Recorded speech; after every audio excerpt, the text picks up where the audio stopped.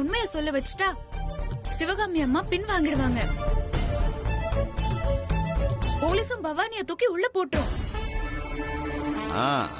அதெல்லாம் ஈஸியா தான் சொல்ற. ஆனா பத்திரம் எழுதணும்னா எங்க போய் கண்டுபிடிப்ப? அதானே. இந்த மாதிரி பத்திரம் எழுதுறவங்க எல்லாம் ரெஜிஸ்டர் ஆபீஸ்ல தான் இருப்பாங்க. நம்ம அங்க போய் விசாரிச்சா நமக்கு ஏதாவது தகவல் கிடைக்கும். நான் முயற்சி பண்ணி பாக்குறேன்.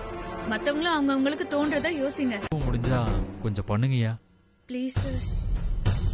ஐயா முயற்சி பண்ணி பாருங்கய்யா. டாக்குமெண்ட் ரெடி பண்றவங்களா வெளியே தனியா ஆபீஸ் போட்டு உட்கார்ந்துருப்பாங்க. நீங்க ஒண்ணு பண்ணுங்க. ஐயா சொல்லுங்கய்யா. வெளியே போயிட்டு ரைட் சைடுல 3வது கடை தள்ளி ஒரு ஆபீஸ் இருக்கும்.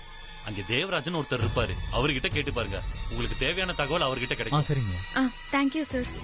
ரொம்ப நன்றிங்க. வாங்க. பத்திரம்.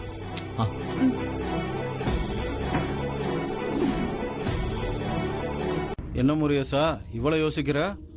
லம்பா அமௌண்ட் வருதுல்ல, யோசிக்காம வாங்கிட்டு நீ கிளம்பு. தம்பி, பணத்தை வாங்கிக்கிட்டு நீயா போயிட்டா நல்லா இருக்கும். இல்ல சும்மாவே நீ ஊரை விட்டு ஓடுற மாதிரி பண்ணிடுவேன்.